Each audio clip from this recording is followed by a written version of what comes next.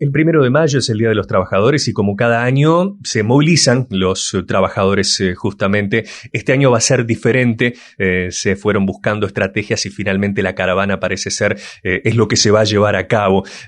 Estamos en contacto con el presidente del PIT-CNT, Fernando Pereira, a quien saludamos y le damos la bienvenida a FM San Ramón. ¿Qué tal, Fernando? ¿Cómo estás? Un gusto estar con ustedes, un placer de verdad.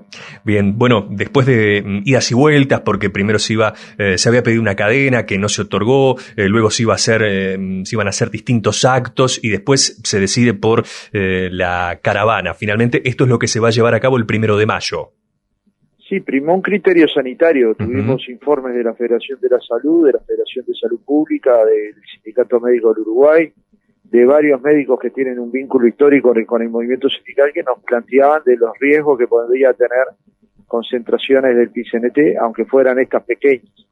De la misma manera que nos señalaron estos riesgos, nos señalaron riesgos de otras concentraciones que se están dando en el Uruguay, por ejemplo, colas para la vacunación en las distintas mutualistas que llegan a tener más de una cuadra y por supuesto más gente que la que iba a tener el acto, o colas en el Banco República, también de muchos jubilados que van a reprogramar sus créditos y que hacen colas de 2 o 3 cuadras, tanto en Montevideo como en el interior del país, también de concentraciones dentro de los supermercados, también obras que tenían 500 o 700 trabajadores, de hecho una de ellas se paralizó porque no tenía las condiciones necesarias para cumplir con el protocolo, como asimismo otras aglomeraciones que vemos los fines de semana que se dan en la Rambla o en otros puntos del país, pero nosotros responsables con lo que nos ha informado el cuerpo médico, decidimos cambiar el método del acto por el método de la caravana. La caravana en Montevideo va a salir de 3 puntos, pero en el interior, en cada departamento, cada plenario lo adecua a su realidad. Probablemente en Canelones haya más de 3 caravanas y de alguna manera celebrar, conmemorar el 1 de mayo como se hace en Uruguay desde 1890. Hay que tener en cuenta que este acto fue uno de los primeros 11 actos que se hizo en el mundo.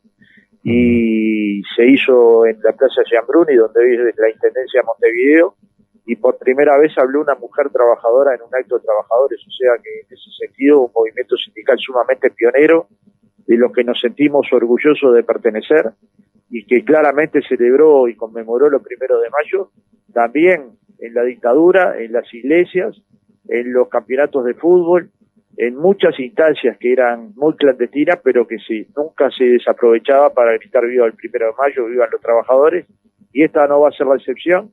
Estamos en el medio de una pandemia, pero tenemos que levantar nuestras banderas de libertad, de igualdad, de solidaridad, de justicia social, y levantar esas banderas significa construir un discurso que permita que los más humildes, que los más necesitados sean contemplados por las políticas del gobierno. Con respecto a esto, en ningún momento, primero la solicitud de la cadena, que después abordaremos ese tema, después el tema de los pequeños actos, ahora la caravana, en ningún momento se le pasó por la cabeza a la central dejar pasar el 1 de mayo. Algo hay que hacer, las banderas hay que levantarlas, como mencionas recién. Sin duda. Como no nos vamos a dejar de movilizar contra la luz. Digamos, nosotros consideramos que la ley de urgente consideración es negativa y regresiva para los intereses de los trabajadores uruguayos y vamos a luchar para que no se apruebe.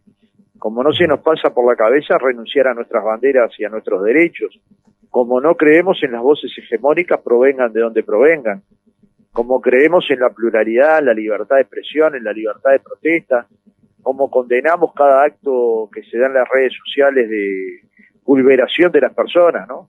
Digamos, las redes se han transformado en una gran cloaca, donde cualquiera escribe cualquier porquería sobre otro, sin ningún cargo, sin que eso suponga ningún acto de conciencia. Prima más el odio que la reflexión. Nadie levanta un teléfono para preguntar qué pasó, ni para ver si se resolvió el problema. Por ejemplo, ayer sobre la pintada, no solo hablamos con los que participaban en la pintada, hoy de mañana hablamos en España con quien organizó la pintada. Nos comprometimos a recuperar el muro de forma colectiva con trabajadores nuestros, no artistas, pero sí que van a cubrir el muro por lo que digan los artistas, a participar de la actividad, a hacerla en el marco de cómo ellos celebran la actividad, con música, con hip hop, con los artistas plásticos colocando su arte en el muro, y esta parte de la historia nadie la publica. Publican el error, pero no la enmienda, ¿me entiendes? Claro. Entonces se transforma en una sociedad que construye odios sin entender bien por qué lo construye. No importa, hay que odiar al presidente del PCNT o al PCNT, sin importar por qué, sin importar si él tiene 8 horas porque la CNT, el movimiento sindical de origen las peleó, las centrales que habían en esa época de 1890, sin importar si los peones rurales tienen 8 horas porque el PCNT las peleó, sin importar si las trabajadoras domésticas tienen convenios porque el PCNT los peleó. Se pierde de vista la estructura y colocan puntos ciegos. O sea, si se concentran 400 personas en la puerta de un banco a construir un préstamo, eso no es un acto de contagio, ahí no se puede producir contagio. Si se concentran 200 en una plaza de 1 hectárea, casi que estás alterando el orden de la nación. Entonces se están subvirtiendo los valores de la sociedad, y contra esto vamos a pelear. Probablemente en algunos momentos estemos en minoría, estemos siendo golpeados por sectores de la derecha, de la ultraderecha, que aprovechan el momento, pero seguramente va a llegar una circunstancia que va a permitir que el movimiento sindical, con las banderas levantadas, salga adelante y coloque sus principales reivindicaciones. Contamos con una historia muy favorable, pero también contamos con compañeros y compañeras que todos los días se fajan para que los derechos de los trabajadores se defiendan. Uh-huh. Fernando, en principio la idea era tener la cadena nacional. ¿Sorprendió la negativa del presidente de no dar la cadena a la central? A todos no, a mí sí. Ajá. A mí particularmente sí, tenemos un vínculo desde hace un largo tiempo con el presidente Lacalle.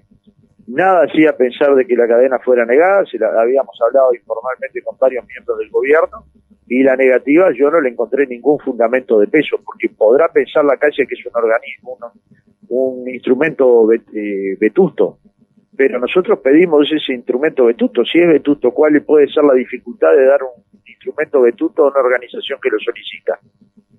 Que él no la vaya a usar o que él no la esté usando es un instrumento posible, digamos, ¿no? Ahora, también es posible, como hemos dicho, darlo, y que nosotros hubiéramos colocado un mensaje, pero bueno, eso no es un episodio y nosotros no nos vamos a quedar en episodio. Hemos decidido que la cadena la vamos a hacer entre todos, la estamos construyendo como todos los años, con un guión. Va a haber un pequeño video de 8 o 9 minutos, y todos los medios que crean que es importante trasladar la opinión de una organización que tiene 400.000 afiliados, lo hará libre y voluntariamente. Y bueno, a las 7 de la tarde estaremos convocando conferencia de prensa en el local de la Central Sindical, que también estará transmitiéndose a través de la página web del PCNT. Esto lo digo sobre todo para los medios del interior, para que todos los medios puedan acceder a ese material, lo puedan reproducir ese día y al otro día, y de alguna manera, como usted dijo, no dejar pasar desapercibido la celebración del 1 de mayo, ni los objetivos políticos que tiene, ni el origen del mismo, que refiere a los mártires de Chicago, que obviamente, como ustedes saben, fueron juzgados de forma ilegítima en Estados Unidos, tanto que en Estados Unidos lograron cercenar el derecho al 1 de mayo, y de hecho lo celebran en un día de septiembre como el Día del Trabajo, o como el Día del Derecho al Trabajo, no me acuerdo muy bien, pero en el resto del mundo celebramos el 1 de mayo como el Día Internacional, como la huelga general de todos los trabajadores del mundo. Bien. Fernando, tú decías que te había sorprendido la negativa de la cadena, y ahora te pregunto, ¿crees que habrá influido en algo, pudo haber influido aquel cacerolazo, aquel apagón masivo que había organizado allí la Central Sindical? ¿Esto pudo haber influido en esa negativa a otorgar la cadena? Pienso que no, y lo que él me dijo es que no. Ajá. Me dijo que no era antisindical, que no tenía nada que ver con el cacerolazo, que tiene que ver con su concepción que tiene sobre un instrumento que cree él no es útil para esto, y que en todo caso las pocas veces que se use lo va a usar el gobierno nacional, ni nosotros ni ninguna otra organización. Creo que es una decisión equivocada. Cuanto más voces se escuchen en la sociedad, más democrática es. Si nosotros vivimos casi en la única democracia plena de América Latina, será porque logramos que todas las voces se expresen, porque hay libertad de expresión, porque hay libertad de asociación, libertad de protesta, libertad de cátedra. Esas libertades, en las medidas que se dañan los modelos democráticos. La democracia no solo es elegir autoridades cada 5 años, es construir y constituirse en que las voces de las organizaciones sean escuchadas en el Parlamento, en los medios, en la sociedad, en las obras, en los lugares de trabajo, en los comercios. Y esas voces no las van a pagar con una suspensión de cadena. La multiplicaremos, como te dije, por la vía de múltiples acciones, y este año mucho más fuerte va a ser la plaza es tu casa, ¿no? Uh-huh. Y si la plaza es tu casa, a determinada hora de la tardecita, vamos a tratar de que ese mensaje llegue por varias vías para que efectivamente dentro de nuestras casas, abrazándonos con nuestros seres queridos, celebremos el 1 de mayo en los hogares de los trabajadores, en los hogares de los obreros, en los hogares de todos los que soñamos con una sociedad de mejor calidad. Uh-huh. Fernando, uno puede ver desde afuera que la relación se pueda lastimar con este tipo de cosas, ¿no? Esa negativa de la cadena, la relación entre la central y el gobierno. Sin embargo, uno después ve cosas como que el Ministerio del Interior va a estar apoyando y ofreció todo su apoyo a lo que va a ser la caravana. ¿Cómo está esa relación hoy en día y cómo se lee ese apoyo que se otorga por parte del Ministerio del Interior? No, nosotros tuvimos una reunión positiva con el ministro, ya habíamos resuelto antes de ir a la reunión con el ministro lo de las por ponerlo de las caravanas. Cuando le explicitamos, él ofreció colocar policía de tránsito, obviamente que eso favorece que las esquinas no tengan obstáculos cuando pase la caravana y evita también determinados problemas en el tránsito, pero bueno, esto lo hacemos habitualmente o con la policía de tránsito o con los compañeros de la Intendencia que están vinculados al tema de tránsito también, ¿no? O que son inspectores de tránsito. Nos parece muy útil estos apoyos y el diálogo con el gobierno no ha tenido alteración. Yo hablé con la calle después de la prohibición de la cadena y hablamos durante 15 minutos, creo. Hablamos de este tema y hablamos de otros temas. El diálogo no se puede obstaculizar por un incidente, porque si no la gente no hablaría nunca, jamás. Todos hemos tenido una dificultad con alguien. Si eso quitara el diálogo con ese alguien, la gente no hablaría con nadie, ¿me explico? Claro. El gobierno tiene la obligación de escuchar a las organizaciones representativas de la sociedad y el PCNT tiene la obligación de generar puentes con el gobierno porque hay muchos temas que va a tratar de resolver dialogando con distintos actores del Poder Ejecutivo. Incluso después de la negativa de la cadena, yo me reuní con Álvaro Delgado y con el ministro Salinas, con el ministro da Silveira, con el presidente del CODICEN. El diálogo no es una cuestión que se habilita o se deshabilita en función de las diferencias, se habilita siempre. Uh-huh. Fernando, en cuanto a las medidas que se van a tomar, son unas cuantas y todas tienen que ver con proteger la salud de quienes participen de esta caravana y de la población toda. Se está trabajando fuertemente en eso. Sí, ahora cuando usted me estaba haciendo la nota, entró la secretaria de organización, seguramente quiere hablar conmigo de eso, pero en cada auto tienen que ir dos personas, usar tapaboca, aunque vivan en el mismo hogar, porque nadie puede distinguir si un auto vive o no en el mismo hogar. La moto tiene que tener una sola persona, las bicicletas lo mismo, las bicicletas y las motos tienen que ir a 2 metros de distancia una de otra, y obviamente que recién estamos definiendo el recorrido de las mismas, ¿no? Uh-huh. Perfecto. Se espera muchísima gente más allá de la emergencia sanitaria, ¿no?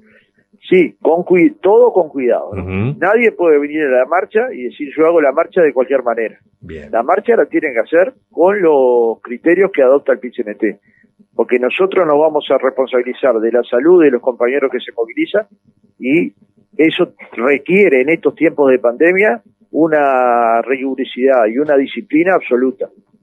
Entonces no es marchar de cualquier manera, es marchar de la forma que indica el PCNT. Uh-huh. Pero se espera sí una movilización importante. Es importante el PCNT porque por más que lo bastardeen en la red, por más que lo enloden en la red, hay decenas de miles de compañeros que hoy están llevando un par de kilos de arroz, llevando un par de kilos de fideo, armando viandas. Acá ya se han construido más de 6.000 canastas para los hogares más débiles. Acá ya se han repartido más de 50.000 viandas en los sectores más desposeídos del Uruguay. Entonces, esa solidaridad todos los días la construye el mismo que un día cometió un error y pintó un muro. Uh-huh. Pero no sale en la televisión que distribuyó 6.000 canastas. Sale que pintó un muro en forma errática, ¿me entiendes? Claro. Nosotros reconocimos el error, pero cada tanto nos gustaría que se mostrara la cara de los no errores, de los enormes cantidades de aciertos, cuando los niños con discapacidad nadan en forma gratuita en la piscina de AEU, o cuando lo van los niños de las escuelas gratis a nuestras colonias de vacaciones en Jauregui Berry o en otros balnearios, o cuando el Zucca Solidario o la Brigada Pedrosa va a reparar las casas de las personas que nacen niños prematuros. Esas partes nunca son noticias, nunca se viraliza que una casa se reparó por la obra de trabajadores. Se viraliza el error, pero nunca el acierto, ¿me entiendes? Uh-huh. Y esto la verdad que cansa, agota.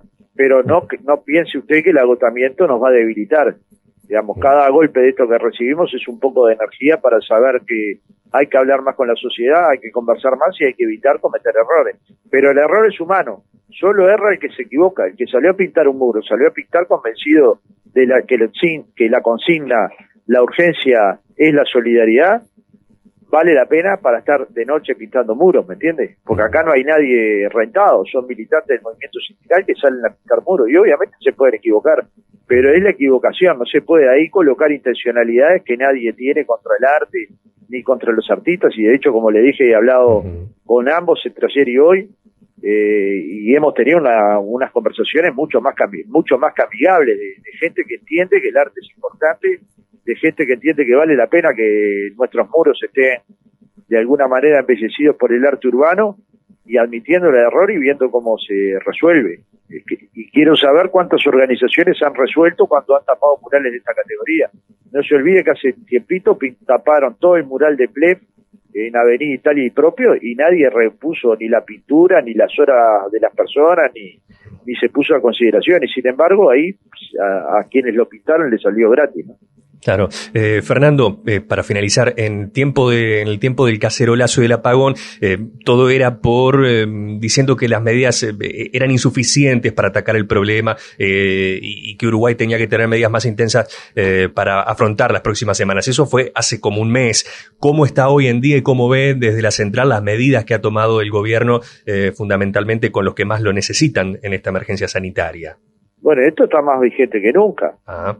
Si usted se fija que las ollas populares se han multiplicado, no sé exactamente cuántas hay hoy, pero son varias centenas de ollas populares que le dan comida a entre 200 y 300 personas diarias.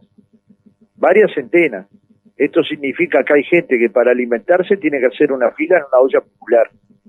Yo sé que esto es la solidaridad expresada del pueblo, no solo de los sindicatos, de los clubes sociales, de las organizaciones, pero al mismo tiempo muestra la fragilidad que está pasando un sector de nuestra sociedad que se quedó sin ingresos. Más que nunca las propuestas de la Intersocial siguen vigentes y va a ser, te diría, el centro de la plataforma PICNT, ¿no? Uh-huh. Fernando, un gusto en dialogar contigo, un abrazo grande y estaremos en permanente contacto. El gusto es mío y gracias por darnos la oportunidad. Siempre es importante conversar con nuestros compañeros del interior y con la sociedad toda. A veces entenderán nuestras decisiones, pero siempre nos tenemos que tramar el trabajo de tratar de explicarlas, de tratar de divulgarlas, porque más allá o más acá, la verdad se hace luz. Eso de que la verdad nos hará libre, no hay duda que sigue más vigente que nunca.